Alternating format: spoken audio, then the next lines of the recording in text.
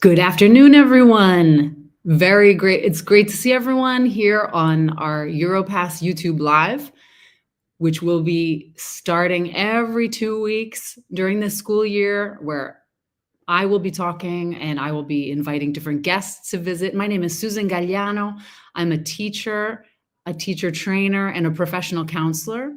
And I work at the Europass Teacher Academy in Florence, Italy, where I have been for the last 9 years. And I'm very excited to see you. This is going to be a live where we're going to talk about a topic that's near and dear to me. And I already see some friends popping up. I see Irina, I see Anne. It's so great to see you. And yes, I was frozen for a second, but now I'm back. And make sure, as long as we're waiting for people to come on in, just make sure you hit that subscribe button on our YouTube channel here at Europass. And that way you'll be notified of any of the future events that we have, as well as anything else that pops up that might be of interest to you. And as people are rolling in, let me know, where are you viewing us from? Where are you watching us from? And have you ever attended any of my courses? If you have, please write in the chat what courses you attended. And also, if you've attended other Europass courses, maybe in some of our other locations, who was your trainer? What course did you attend? And just let us know. It's really nice to hear from all of you. I see some people coming in. Yes. We have people from outside of the EU. I'm very excited about that. That's always so wonderful when we can have participants that are coming from other parts of the world. It's so enriching for us. Yes, I see Herbert, yes, who attended the 4Cs, and we were just together. The courses that I teach at Europass are usually connected to aspects of well-being. So things like social and emotional learning, stress management for in schools in general, but mostly for teachers, things that are connected to conflict management, even though that doesn't really seem like something that would be for your well-being, but it is, because having relationships also means having conflicts, and navigating conflicts constructively is something that really has a big impact on our overall well-being. And I see Ida, and I remember very well when you were here for our course in social and emotional learning, and that was a wonderful week we had together. And let's see, greetings from Spain.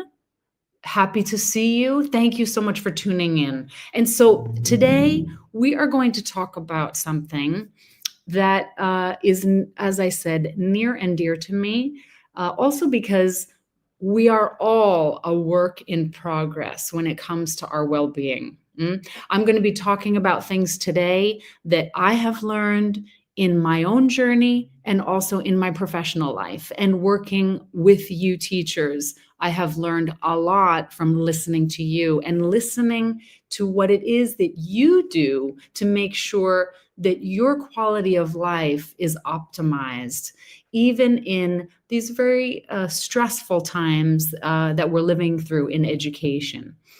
And great, I see lots of people coming in. I see my dear colleague Marta Mandolini. It's great to see you. I'm sure that there are some people watching who have attended some of Marta's courses in Barcelona. And while people are coming in, just make sure you hit that subscribe button. And I also wanted to mention that we have some new places that we're offering courses at Europass. We have just opened a center in Gdansk, and a few months ago we opened one in Madeira, or it is in the process of being opened, as well as Tallinn. So there's lots of great places to go, and let us know where you would like to go on your next Europass Teacher Academy experience, because we're very curious about that. So I wanted to, when I first was waiting for you to come on, I started doing this, right? Because I realize that here in my jaw is a place where I tend to accumulate a lot of stress. I wake up in the morning and I can feel a stiffness in my jaw. That is an indication that my jaw has been working overtime in my sleep. And this is also one of those physical manifestations of a lot of thoughts, a lot of things going through my mind, and that my mind is kind of always sorting through them in my sleep. I wonder if any of you have these kinds of things going on. So, in talking about these strategies for self care today, I wanted to give you a little background as to why this is so important, why I think that teachers today really need a certain amount of awareness because our lives have gotten more complicated. Our work has, as wonderful as this work is, it has gotten a bit more complicated. And so the first thing that I wanted to do was start off by asking those of you who are here live, if we look at this feelings chart, have a look at all of these different faces and think about which face is yours today. Maybe you could write in the comments which one of these represents the way you're looking today. And then, of course, for any of you who are watching the recording later on, feel free to join in. What kind of feeling are you coming into this afternoon with? And maybe even a little bit about why. And if you don't see the face that represents you, perhaps you could also you could choose another one. You can invent your own. Yes, I wanted to show this. Yes, Edith Hetter wrote that our jobs have become a lot more complicated. Yes. And we also have greetings from Europass Gdansk. That's fantastic. Okay. And so Marta is feeling hopeful. How about the rest of you?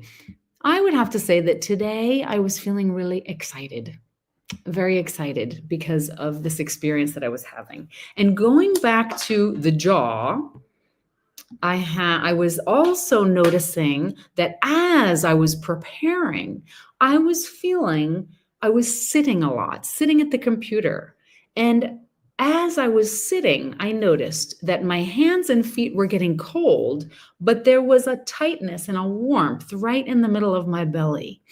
And that let me know that I was experiencing a special kind of stress.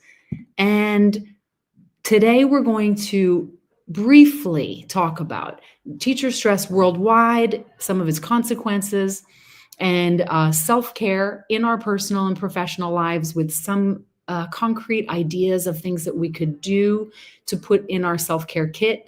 And then also reflections on our spheres of control, our spheres of influence, and our spheres of concern. And this way, we'll be able to identify better what is the best tool for us based on what it is that's stressing us out. So,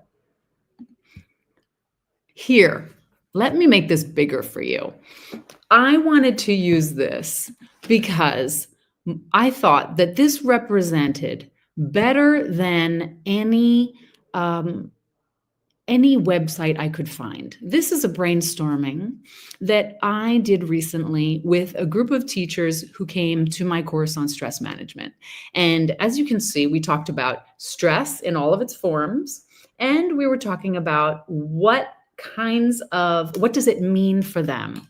And if you just have a look at this with my messy handwriting, I think this tells us better than anything what it is that we need to be thinking about. They talked about sadness. They talked about heart palpitations, a lack of time, less social life. They talked about less focus, stress eating, gaining weight, bringing stress home. And about not enough time in order to feel competent. They talked about over analyzing and overthinking, also about burnout, about difficulty breathing, about having big reactions to things that perhaps are not that big, and things like headaches, pessimistic thinking, high blood pressure, a lack of joy, a lack of satisfaction, even autoimmune diseases. So we realize that this is an important part of our jobs. Coming to a course on stress management is not just something that we do because, well, we have a week away from school and let's do something for us. This affects every aspect of our lives. How we show up for work, how we show up at home, how we show up for ourselves. And yes, you remember that chart. Yes. It's absolutely, it was fundamental hearing what teachers had to say. And so in moving on with that, what I wanted to also think about is that one of the teachers brought up that there was also maybe a sense of greater focus when they were stressed, and even a bit of a greater efficiency. And I want to point out that that is true.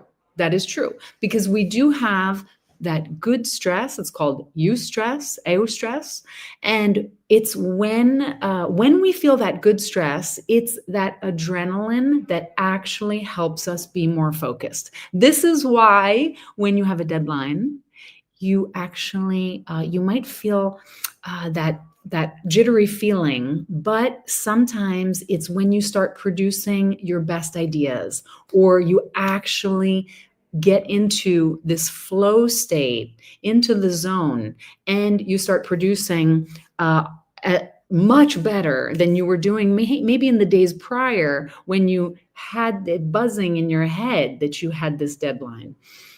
It also boosts motivation, and it gives us a lot sharper focus, and it definitely generates excitement, which is a lot of what I was experiencing today. So we need that. It's like when you try something new in the classroom and you're not sure if it's going to work. That's kind of that eustress. But today, we really wanted to focus more on the distress. So distress is that overwhelming kind of stress. And when we experience that, unfortunately, it can really decrease our productivity because we feel that sense of overwhelm and anxiety, intense pressure that goes beyond our coping skills. We lose motivation.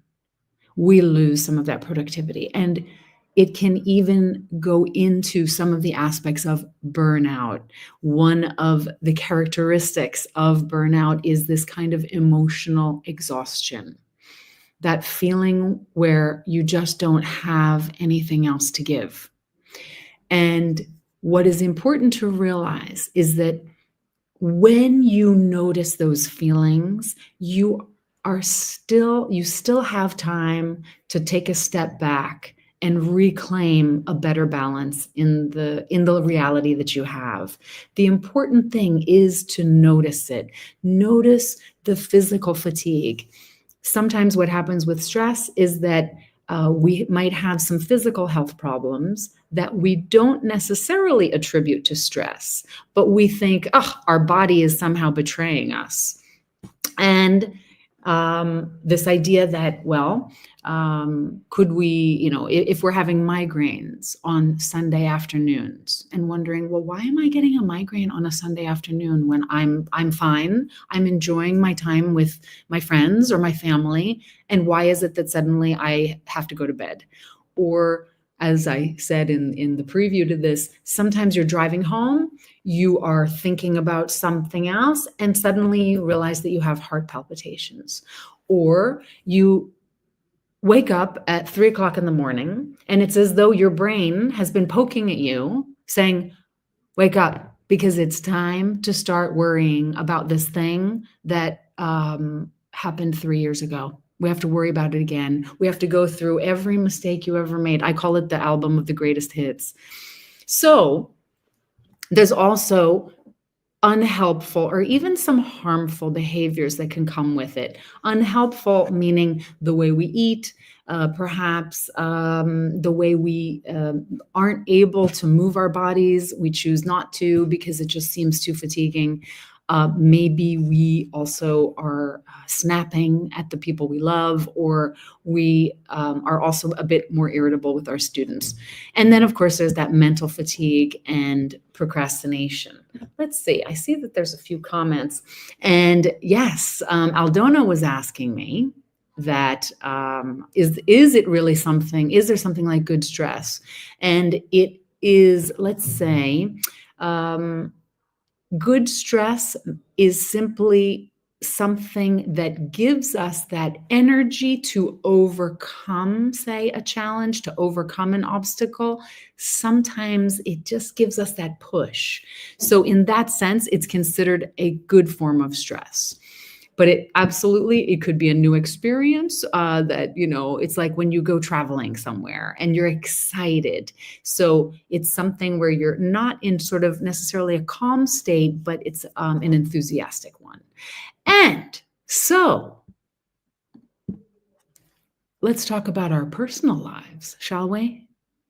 So our schools are full of teachers who are aged 45 and above.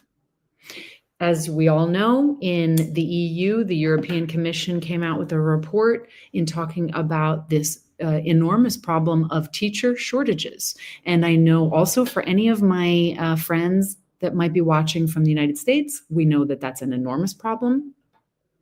Many teachers leaving the profession due to all of the stressors. The stressors in the United States are also a bit different than in the EU. In any case, some of our EU partners definitely have a greater problem with this, and we are just having trouble attracting young people into the teaching profession. So we have many teachers who are, they're in the kind of the middle years of their career, and they might be in what we call the sandwich generation. And they might be in a phase where they have teenagers at home, and then they have elderly parents who need more and more assistance. And anyone who has teens, or maybe they even have younger children, but if you have teens at home, you know that can be an emotionally trying time.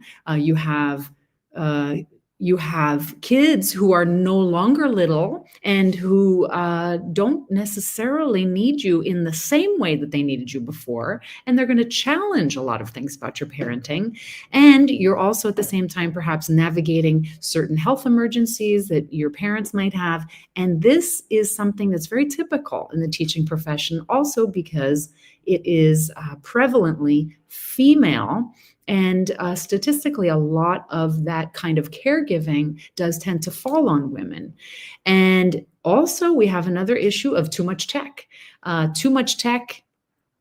Which what happens with that is we might be using technology and social media as a form of relaxation, when actually what's happening is it's stressing us out.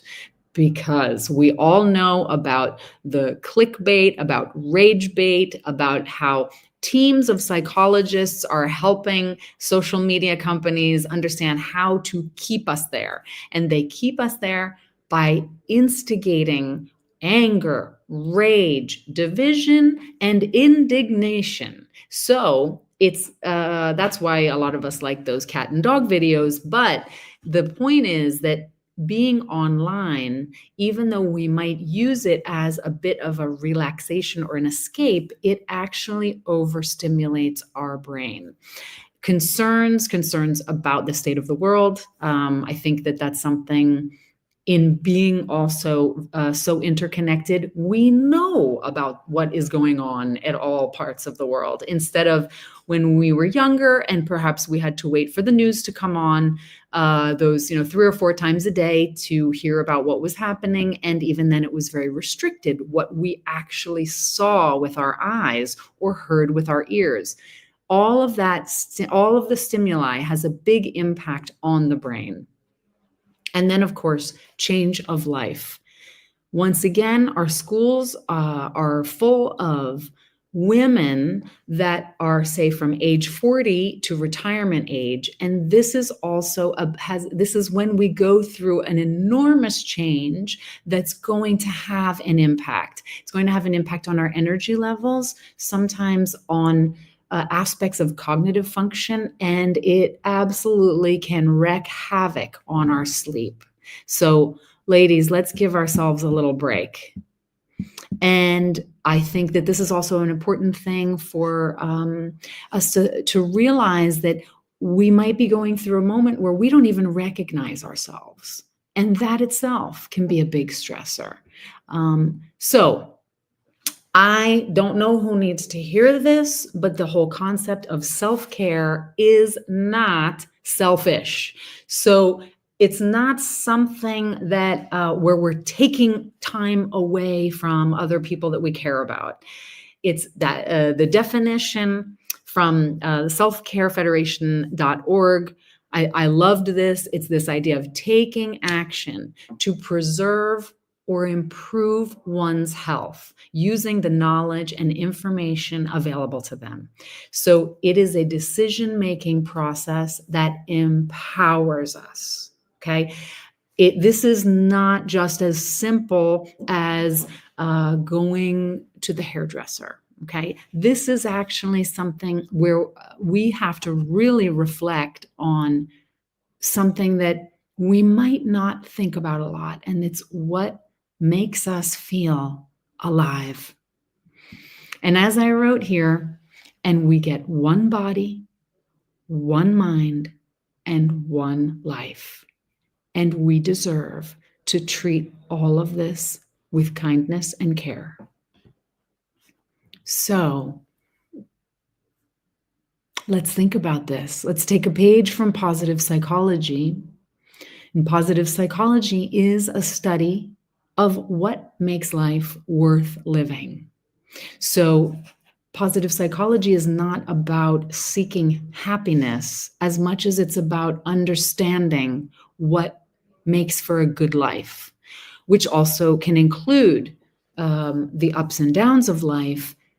We're not trying to eliminate them, but we're trying to navigate them in a way that makes us feel empowered, fulfilled, and also connected to other people. So, if you have any thoughts on that, what kinds of activities are you doing for yourself? What kinds of things make you feel alive? When I have teachers in my classroom and I ask them this question, I often hear answers, particularly from our teachers in Northern European countries. There is a lot of conversation about going for nice walks in the forest. A lot of that. Going for walks in the forest. Some of the teachers love to dance. They love to sing. They love to volunteer. They love to do things with their hands. They also love to learn new skills. Perhaps they love to bake and cook, or they love to, they have some type of other activity that they dedicate their time to. They read. They do things with people that they really care about. And these are all ingredients of our self-care. And I would encourage you to put these things in your list of things to do.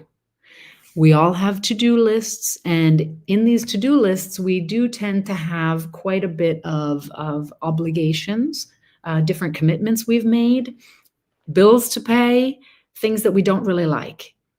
Remember to keep a column in your to-do list of things that make you feel alive. And only you can know what that thing is.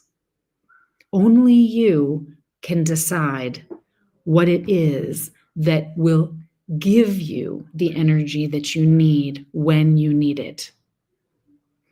A wonderful quote that was told to me by a very wise woman many years ago that I often talk about with teachers at Europass is, you can't give what you don't have.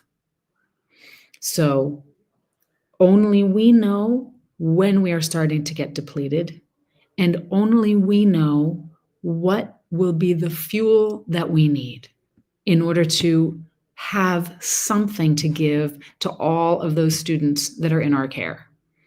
So, one thing that gets a lot of publicity nowadays, and it seems crazy that it would be so effective, but something as simple as observing our breath is an excellent first start. As a matter of fact, we can even do it right now, where we could even, as you're sitting here with me, you could put one hand on your chest and one hand on your belly and just observe your breath without wanting to change it or judging it, just observing how your hands move. If the hand on your chest is moving and the hand on your belly not so much, or if they're moving together, it's all good. But just giving yourself a moment to observe this miraculous voluntary and involuntary action that we do in every moment of our lives is something that brings us to our center, where when we reflect on that sensation of the breath going in through our nose and traveling in our body, we are actually sending a signal to our nervous system that we are safe and that we are able to just focus on this and stop the swirling of thoughts that tend to have us grinding our teeth and sighing and forgetting things in the next room because we're very distracted. And for some people, noticing their breath is already something that gives them a little bit of anxiety. And if that's the case, we just very gently get accustomed to noticing it without forcing it. And as we get a bit more comfortable, we can also do something that they call square breathing. Square breathing is when, with your mind's eye, you imagine that you are drawing a square. And each line of the square is on the count of 4. Imagine the top line would be where we would take our in-breath counting to 4, like this. And then going down the side, we might hold our breath for 4. And then the bottom line would be an out breath on 4. And then we would kind of stay empty for 4. And doing this kind of square breathing 5 or 6 times tells our brain, okay, we're going to focus on this, and it lets go of all of these other thoughts, and it brings us to the here and now. If you are interested, you can also try it a different way, where you would actually have a longer out breath. This is something that really works for me, where I will have an out breath of about 6 or even 8. So I breathe out very slowly, and that guarantees that I'm going to really empty my lungs. Because a lot of our issues with feeling a bit anxious and feeling stressed is that not only that we're not really breathing very deeply, but we're not actually exhaling fully. And it's really in the exhale that we start feeling the benefits of a calmer mind and a calmer body.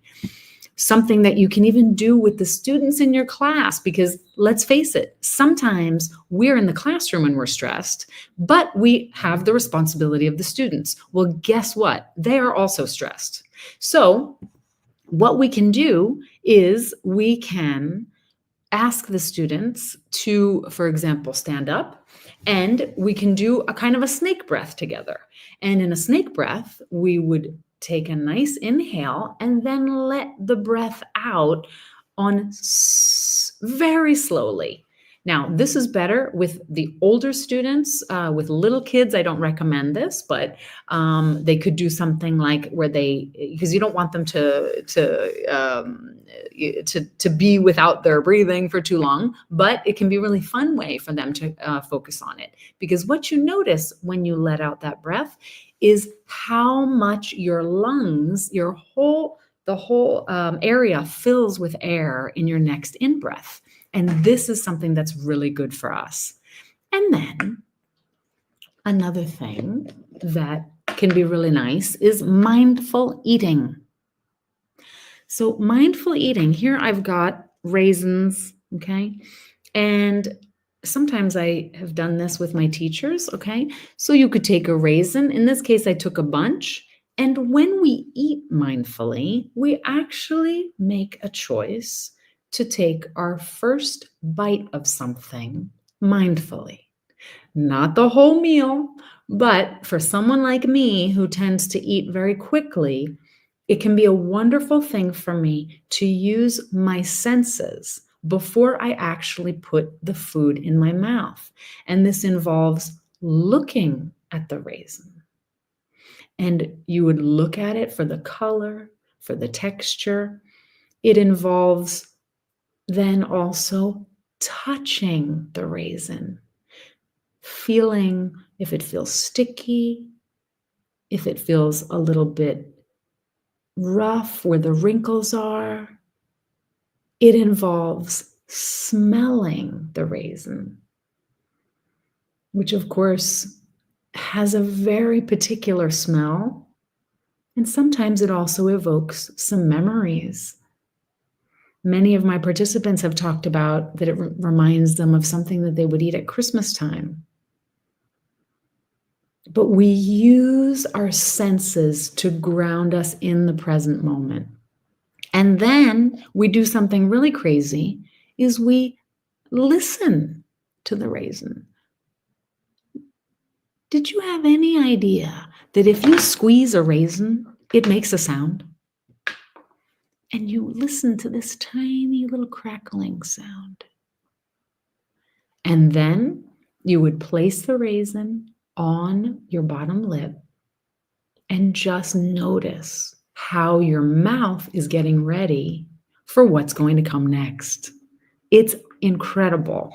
And it slows down all of the thoughts.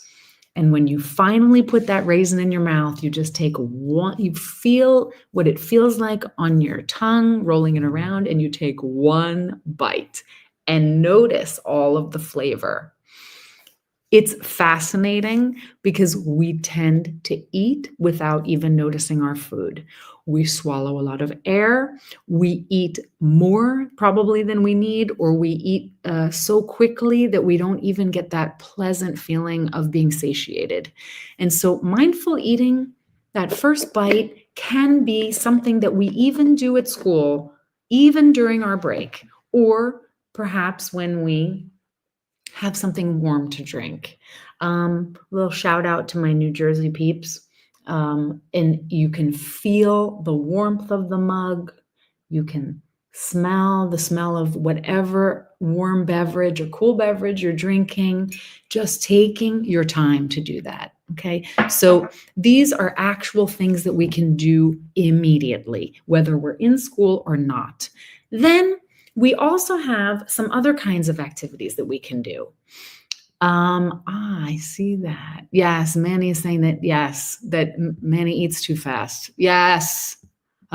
It's a real problem. I think it's a real teacher problem because usually teachers don't have very much time to eat, or they have to correct, or they have to have, they're in charge of other kinds of extracurricular activities. And so that's why it's so important that we actually choose what we're going to do. Another thing that we can have in our classroom is a burden bin, I call it. And it could be a box, it could be a trash can. And what we can do is we can say to the students, We all come into school with different thoughts, memories, worries, emotions. Maybe something happened in the morning, maybe something happened the night before.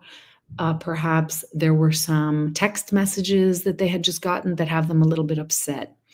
And we can say to them, we all come into this space with different things that we are carrying. And we can take an opportunity to write on a piece of paper what that burden is, what it is that's on our shoulders. We can then tear it up into little pieces. We teachers can also do it. Just make sure you throw away the trash after that, because you know the kids are going to be like searching in the trash afterwards to see what the teacher wrote. But the idea is that we are sending them a signal that we all have this, that we all have certain things that we're carrying around that prevent us from really being here in the here and now. And we show them by example that we also experience this, and there's nothing wrong with that. So it's something that it's just like that quiet moment of reflection, and seeing that other people also have a burden is something that makes us feel a bit less alone. I also am a big believer in what I call the brain dump. Okay, the brain dump for people who have a lot of difficulty letting go of all of the things that they need to get done. That it's hard to transition from awake time to sleep time. And so you can keep a beautiful notebook by your bed, your favorite kind of pen to write with, the kind that just really feels good. And write down, for example, whatever it is that you're worried about, or you might, or that you're concerned that you might forget. You could also write down, instead of the things that are worrying you, you could write down what it is that you're feeling good about this day that you just had. You can also write about what you're feeling grateful for. A small ritual like this, especially when you repeat the brain just loves routine. I was listening to a podcast, and someone said how the brain is kind of like an old retired person who just loves the kind of doing the same things every day in the same way. The brain really does like that. Of course, there's the part of the brain that wants novelty and stimulation, but when it comes to lowering some of the stress levels, we need to make some of our actions more automatic, so that we're not trying to keep them in mind. And so if we start a routine like this with that notebook right there, we could even put it on our pillow so you can't miss it, and just dump everything in there. And that way, when you put that notebook aside, you can say to your brain, okay, I know it's all there and I won't forget it.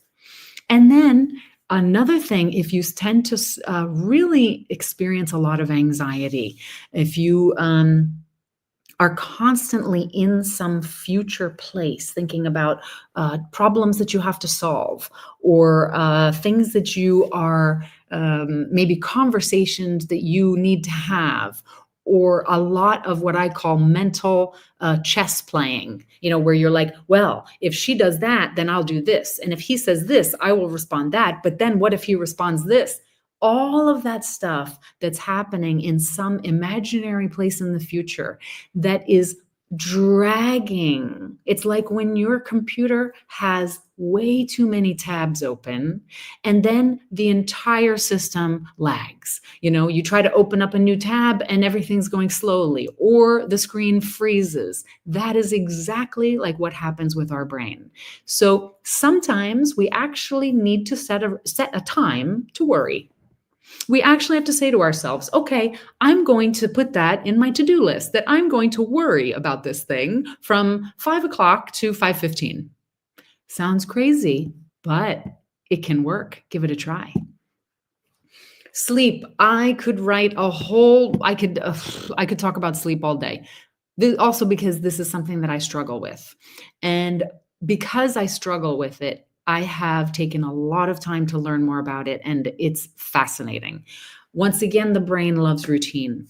Now, one great tip is if you can't go to bed at the same time, because of course that's what sleep experts tell us, go to bed at the same time. But if you can't, don't worry about it. It's not always possible.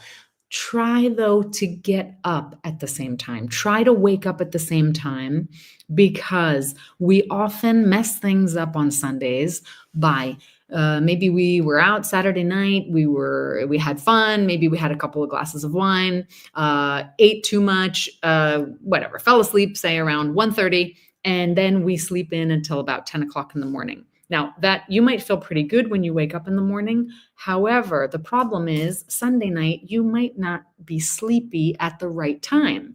And so you go to bed and then the thoughts start. And instead of connecting your bed to something pleasant, it becomes a place where you fret, where you worry.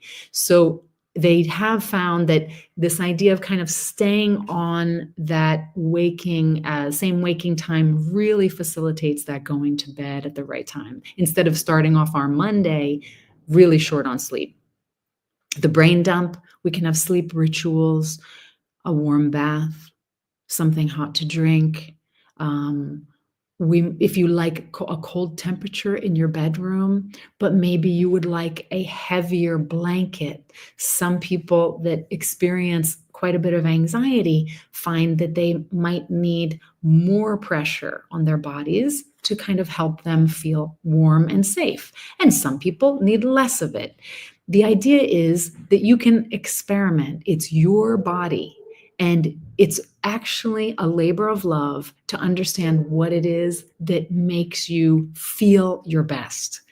And if and when you do wake up in the middle of the night, or if you have trouble falling asleep, a wonderful thing to say to yourself is that rest is the sibling of sleep. Okay, that resting is still a wonderful thing for your body, for all of your organs, for your brain. Of course, it's wonderful if we can sleep, but rest is a great opportunity for us as well. We can observe it with gratitude, okay? And we can also give the brain, this is really important, give the brain moments to wander during the day, where we are not necessarily distracting ourselves with our phones.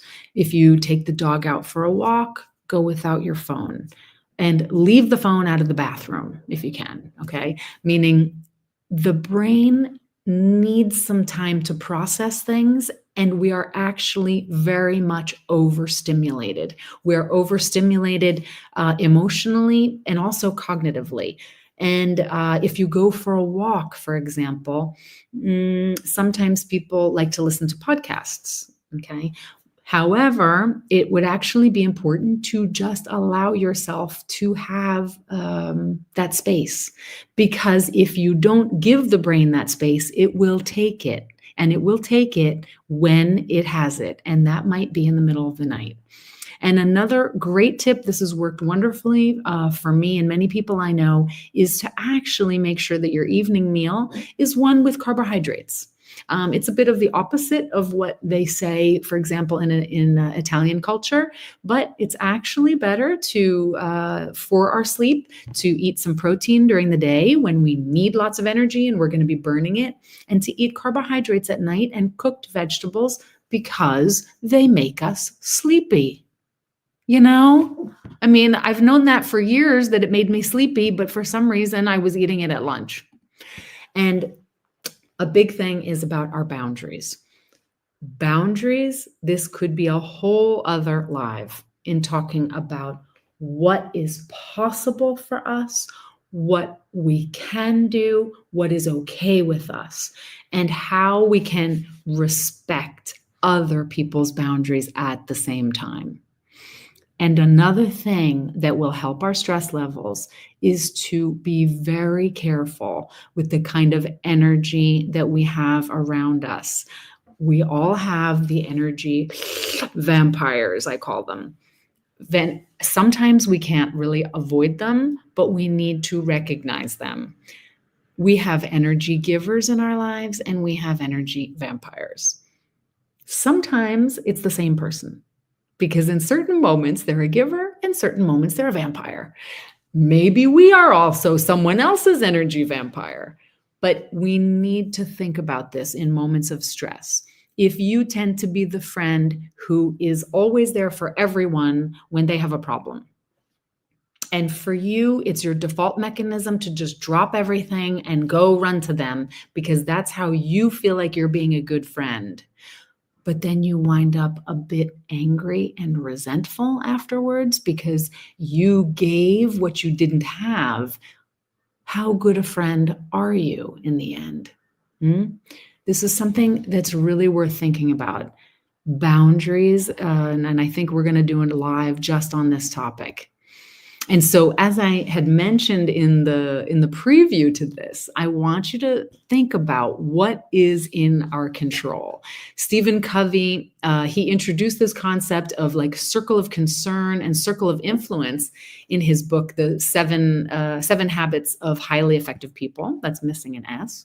And I think that this is really useful for us teachers. And as he said, if I really want to improve my situation, I can work on the one thing which I have control over, myself. Okay. So, in thinking about that, if you, even after we get off of this live, I want you to think about taking a piece of paper and making like these concentric circles and thinking about in that inside circle, it's all of the things that we have in our control about our stress. And these are some of the things we talked about, these personal daily routines, the healthy lifestyle choices, about getting exercise, about perhaps some meditation if we need it, that self-reflection. So the self-reflection, once again, can be the brain dump. It could be a gratitude journal, personal and professional development, speaking to a professional, maybe a coach, a counselor, a therapist, or even doing a mindfulness-based, the course on mindfulness-based stress reduction. Professional development is not just about teaching methodologies, but it's about developing other kinds of skills that are going to keep us feeling fulfilled in this profession for longer. Reducing isolation. Now, probably as teachers, we might have the opposite situation where we feel like we're surrounded by too many people. But what I mean when I say reducing isolation is making sure that we do have some of those energy givers in our life that we can maybe talk to, we can open up to give voice to this thing that we have inside of us. Reducing our screen time, okay, or how we use our screen time. We're learning more and more about the effects of screen time, especially on our students, especially on the adolescent girls. Lots of very interesting stuff coming out in the research and I would suggest as an interesting reading, Jonathan Haidt's The Anxious Generation. And then, of course, understanding my boundaries. So there's also this idea of we tend to maybe be very helpful people. We are other directed, but just make sure when you are saying yes to others that you're not saying no to yourself, because your brain is a very strict economist. So you might think that saying no is equivalent to being mean. However, you need to think about this. Is it that you hate to say no because you feel bad thinking that the other person might feel bad? Whereas actually, saying no to what is not possible and yes to what is possible And what you say yes to, you give with your whole heart, is much more nourishing for you and for the person who is receiving. Just a little thought. And then we have the things that are in our sphere of influence. And that is where we have control over aspects of this, but it's not in our total control. So, for example, finding like-minded people in our school, people who are excited about Erasmus, for example, or offering suggestions on how to foster greater well-being in your school. For example, what does your staff room look like? Is it full of noisy people all sitting in the same place on their laptops? Is there a tiny little space in your school for teachers to get some silence? That could be maybe a no tech room that you can just go in there, and maybe there are some acoustic panels on the walls to absorb some of the sound, because schools can be very noisy places, and where we can get a little rest, a little bit of sensory downtime, I would call it.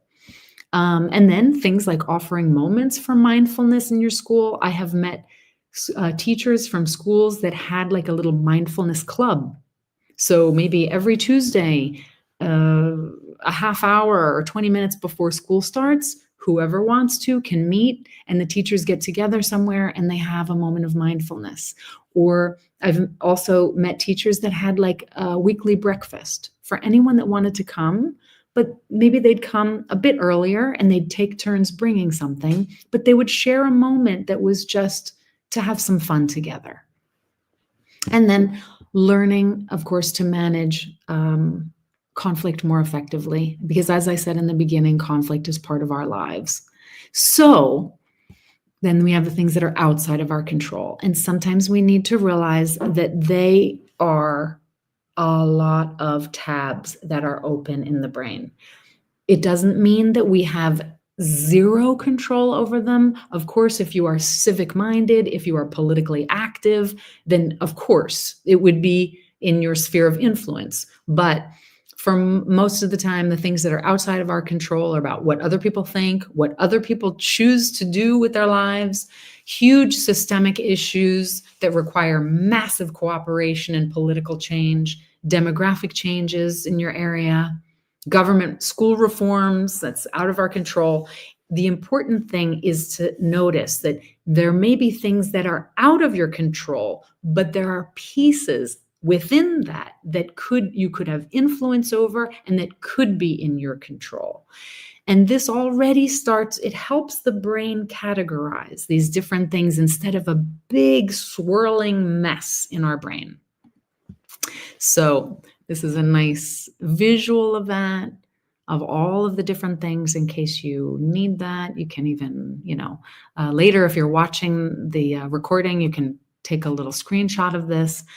I'm going to put this in the comments part, just some quick tips for greater clarity.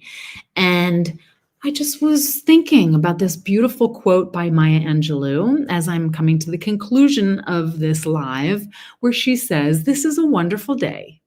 I've never seen it before." And part of our stress reduction is also in taking the time to notice what is actually working in our day, in our week, in our lives. And I wanted to ask for any of you who are here, or any of you who might be watching this later on, in what way has this day been wonderful? What has happened that gave you either a pleasant emotion, that gave you a sense of connection, maybe a little moment of feeling alive? Please feel free to write it in the comments and share some of this with other people, because our well-being is contagious. Also, our stress is also contagious. And so sometimes, like I said, we need to think about how to take care of ourselves so we bring a certain energy to others. Let's see here. I had lunch with colleagues and we laughed and talked Excellent. Yes. And Iris or Iris says that she's been able to sleep, which is amazing. Amazing. What a gift. And Elena. And she said she found time to go to the gym. Yes. Yes. Even though I'm sure it was hard to get there, but good for you. These are the kinds of little gifts that we can give ourselves. And why not? We get one life. So I can't thank you enough for being here. I will be back on Tuesday, the 26th of November, with a teacher and teacher trainer, Nick Prollins, to talk about collaborations in that mythological situation of good relationships between schools and families. This is a big stressor for a lot of teachers, and Nick is an expert on this, and he is full of great ideas on how to make this relationship a bit better in the reality that we have. And let me know if in some of the things that we talked about today, are there any topics that you want me to talk about in the future lives? I have lots of ideas, but maybe we scratched the surface of something today that you're thinking, actually, I need to know more about that, or I need some very practical ideas on how to get better at something. Think about it, write it in the comments. We will absolutely take them into consideration. And in the meantime, let's see here. Seeing you. Oh, that's very nice. Thank you so much, Jill. It's so nice to hear from you. And let's see. Joanna also had 10 minutes of Pilates in the morning. And we have Jay, who's been breathing much more consciously. Oh, okay. Oh, I'm so glad. I am so glad. And it's good for me too. The best part of teaching these courses is that it's taught me how to take better care of myself as well. So thank you so much for being here. And Leah, it's great to see you too. Oh, I'm so happy that you're here. Thank you for being here. And I will see you in 2 weeks with Nick Prollins. Have a great day and take good care of yourselves.